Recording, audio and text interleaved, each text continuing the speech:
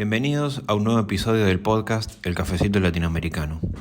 El próximo 5 de noviembre se llevarán a cabo una de las elecciones más importantes del año, las presidenciales de Estados Unidos, en donde todo parece indicar que la competencia va a ser entre Joe Biden, actual presidente, y Donald Trump. A pesar de que Trump fue encontrado culpable por el caso de Stormy Daniels, la justicia no le impide ser candidato a presidente y es probable que la apelación sea posterior a la fecha de la elección. Por eso, no solo Trump va a continuar firme con su candidatura, sino que muchas encuestas hoy lo dan como ganador. Y en este contexto, y vinculándolo con América Latina, ¿cuál va a ser la importancia que los hispanos viviendo en Estados Unidos tendrán en esta elección? ¿Serán determinantes? En concreto, ¿podrán los hispanos darle la presidencia a Donald Trump? Yo soy Fede. Yo soy Clary, y antes de comenzar, si te interesa estar al día con todo lo que pasa en América Latina, este es un buen momento para suscribirte a nuestro canal de YouTube. Ahora sí, agarra tu cafecito, que estamos por empezar el capítulo.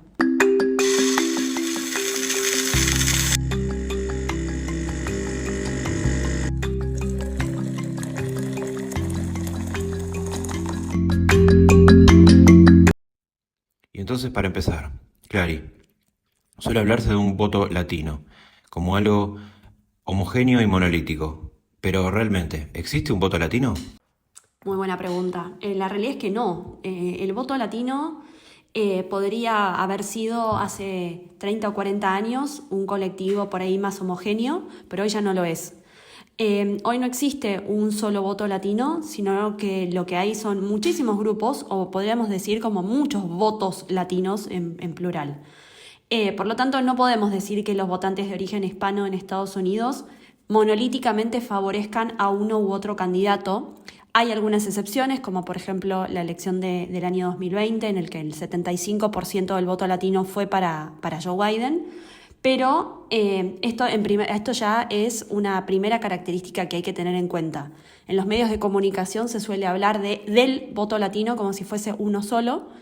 Y ahora vamos a hablar, vos Fede seguramente nos vas a traer esta información, pero en Estados Unidos viven más de 60 millones de personas de origen hispano y es imposible que absolutamente todos voten igual, ¿no?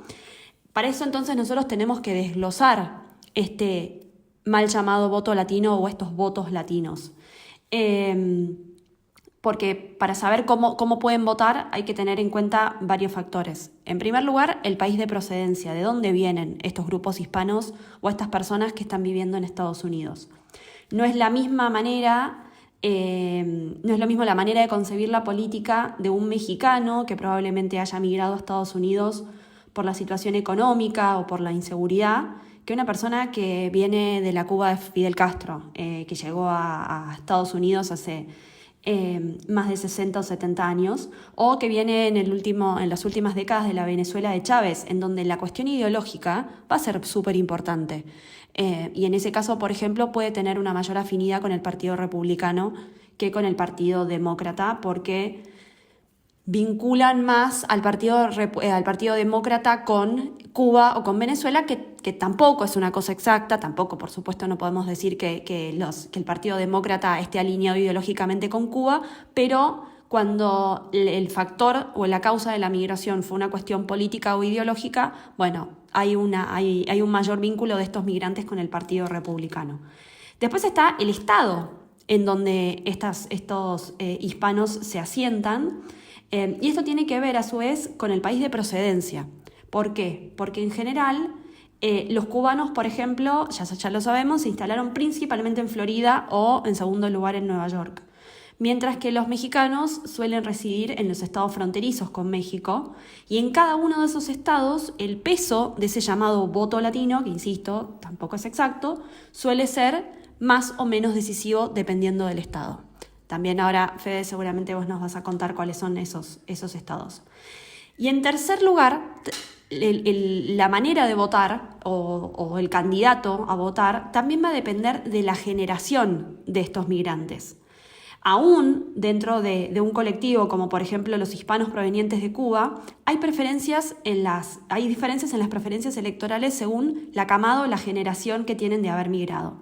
Por ejemplo, en general, la primera generación de migrantes que probablemente llegó a Estados Unidos entre 1960 y 1980, como decíamos, suelen votar al Partido Republicano, mientras que por ahí sus nietos, que nacieron en Estados Unidos, podrían llegar a elegir opciones demócratas, porque ya, como decía al principio, por ella, ellos ya no vinculan al Partido Demócrata, por ejemplo, con el socialismo, como sí lo hacen sus abuelos. Y en último lugar, también para seguir desglosando la complejidad de este colectivo hispano, es la situación migratoria que viene teniendo la familia. ¿Por qué digo esto? Porque quienes ingresaron con algún tipo de convenio de residencia o bajo la figura de asilo político suelen tener, por ejemplo, una posición acerca de la seguridad, de la migración y del control fronterizo mucho más benévola que aquellas personas que ingresaron al país sin papeles y que de a poco lo fue consiguiendo y que de a poco, por ejemplo, obtuvieron la Green Card. En general, estas personas que insisto, llegaron al territorio norteamericano sin los papeles, pero que después pudieron legalizar su estatus migratorio, bueno, en realidad ellos, a pesar de haber vivido esa experiencia, suelen preferir candidatos que quieren cerrar la frontera, que no quieren que entren más migrantes como ellos en su momento lo hicieron, ¿sí? Entonces, esto lo aclaramos porque, en primer lugar, no es un voto latino, a pesar de que es lo que se dice en los medios de comunicación.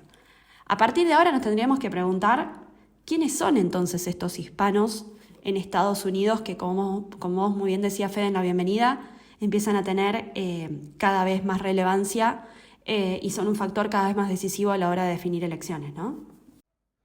Entonces, para dar algunos datos que manifiesten la importancia de los hispanos en Estados Unidos, hoy el 20% de la población total norteamericana son hispanos, representan en un país de 330 millones de habitantes, el 61% de esos hispanos viene de México, el 10% de Puerto Rico, el 4% de Cuba, por ejemplo.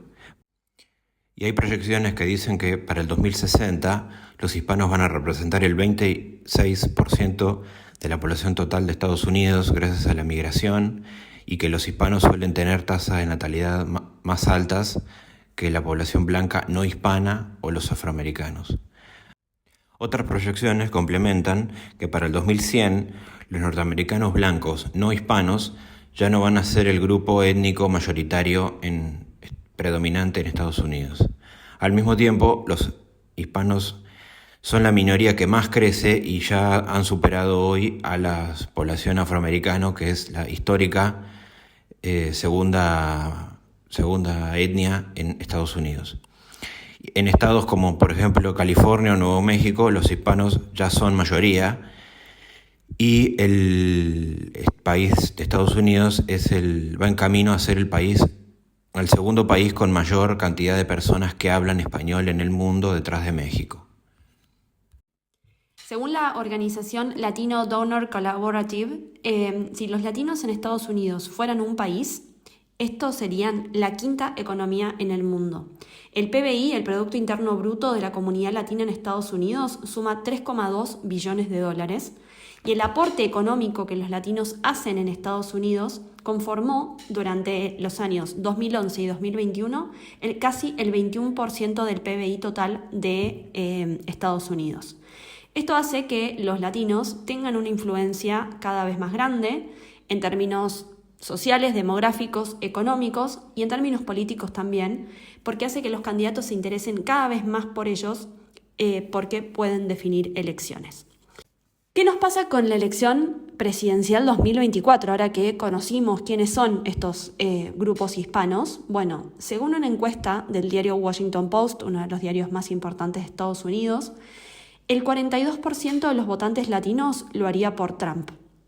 Y esto es una novedad, porque muchos de ellos hace 4 años votaron por Biden.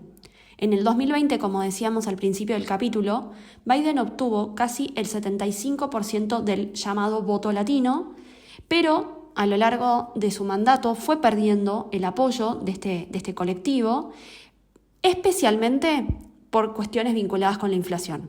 Suele decirse que Biden fue perdiendo el apoyo de los hispanos en estos 4 años de mandato porque no pudo resolver la cuestión migratoria.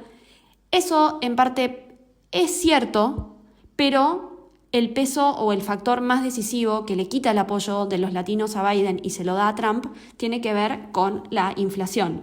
¿Por qué? Porque durante los primeros años de este pico inflacionario, los hispanos fueron los más afectados y los más vulnerables por justamente el aumento sostenido de los precios.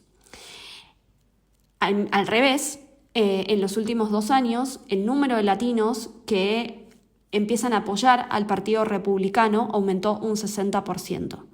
Y hoy, una encuesta del diario USA Today dice que Trump le saca una ventaja de 5 puntos en el llamado voto hispano al candidato Joe Biden, especialmente en estados que son clave, que son Florida, Georgia y Arizona. Y esto es muy importante, y para poder responder a la pregunta de si los latinos le pueden dar la victoria a Trump, nosotros no solamente tenemos que ver el apoyo del colectivo latino, si es que hubiera uno, a nivel general en el voto popular, sino que lo que vamos a tener que ver es cómo va a incidir el voto latino en los llamados swing states, o sea, estos estados que no están completamente alineados ni con el Partido Republicano ni con el Partido Demócrata, sino que elección a elección van cambiando quién es el ganador, y por lo tanto pueden ser los estados decisivos para obtener los 270 electores del colegio electoral, que es lo que le da la presidencia al candidato. Y en este punto es muy importante, porque como estamos diciendo, Florida es un swing state, Georgia también lo es, fue clave en la elección del 2020, y Arizona también. Y en estos 3 estados súper importantes, Trump iría ganando, iría ganando gracias al peso decisivo del voto latino. En California, en New York, que también son estados con un peso muy importante demográficamente de los latinos, ya ni lo pensamos, porque ya sabemos que California o que Nueva York son estados muy azules, que son estados muy demócratas. Pero sobre todo lo que vamos a tener que ver son estos 3 estados, Florida, Georgia y Arizona. Y por ahora el voto latino en estos estados clave le va dando la victoria a Donald Trump. Bueno, eso fue todo por hoy. Y no te olvides de activar la campanita para recibir las notificaciones de un nuevo capítulo. Nos vemos la próxima.